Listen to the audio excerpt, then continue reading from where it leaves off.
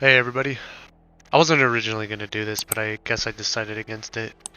That I'll actually do S ranks for all the missions. So we'll start off at the very beginning with the legal entry.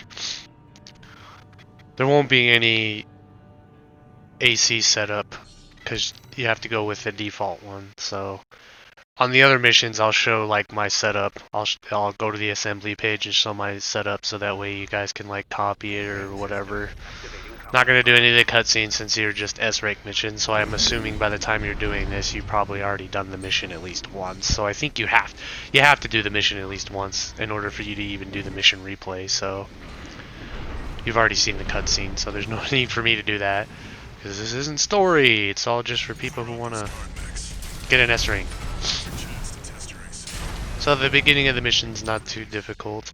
Mostly this is just kind of for the final boss, for people who struggled on the prologue boss. I heard like there was quite a few people that actually did struggle on him. He's actually quite simple if you've been playing the game. Yeah, maybe the first time you played him he might be a pain in the ass, but you don't have to kill all the enemies. I killed some that were in my way, just kind of moved forward. Mostly you want to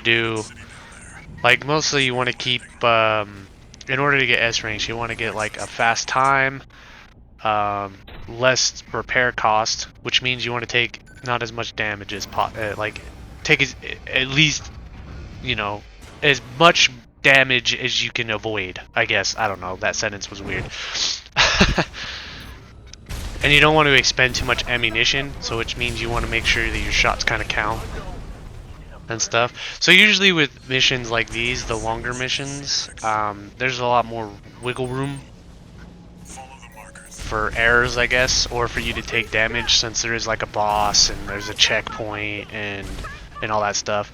But then there's like these other missions that don't have bosses, that are like really short, probably like a minute to 2 minutes long, where they really want you to go really fast.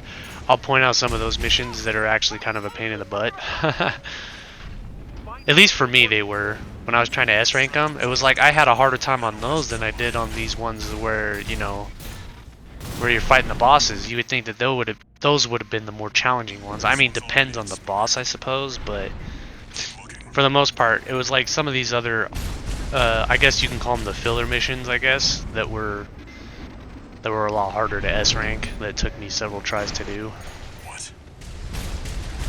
But yeah, careful when you go here though, because you can get hit, like I did, by the helicopter's missiles.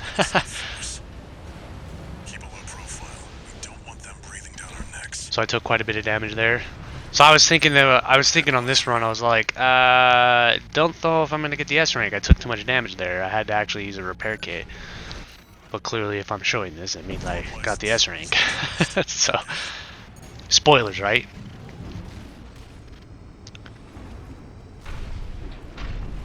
So I suppose it's kind of a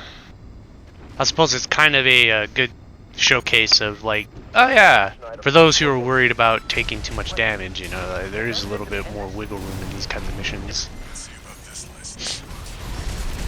I know, instead of fighting these enemies, I'm just over here like, yeah, let me grab this stuff and get the hell out of there. I don't know why I'm sticking around as long. Oh wait, that's why I was waiting for the...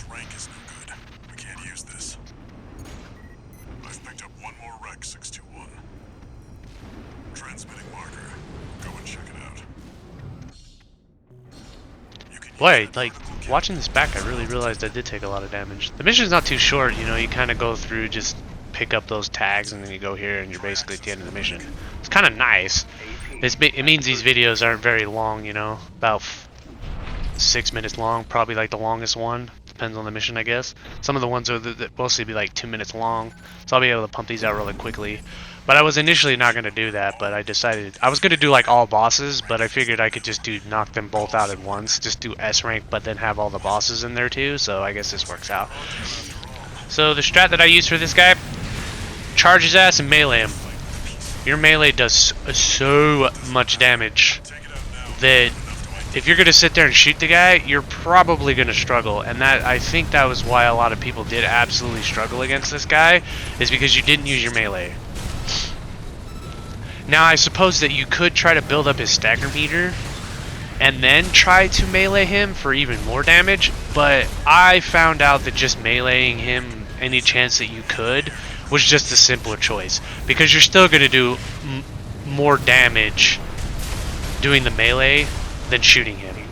Because, like, yeah, even though, like, I was doing this just before the patch dropped, or I think the patch already dropped or whatever, so they buffed the AR weapons, which you would be doing more damage, but they still don't have, yeah, you can see how easy he is. You just melee the hell out of him, and you're doing so much damage that, yeah, he's a cakewalk. And I think that was the whole point of this boss, that's why they gave you the melee weapon. Melee weapons are absolutely strong, and I will be using them on, I think, some of the boss strats. So yeah, basically just follow that, just melee his ass. Don't worry about shooting him too much. You can shoot missiles at him, try to build stagger. But you basically want to charge him and just melee him. Just go full aggro and just blow him up. And then you'll get your S rank. And I'll show you at the end of this. And then that's where I'll end off the video. And I will see you guys in Mission 2. Thanks for watching. Be sure to comment, like, and subscribe. And I'll see you guys in the next one. Peace.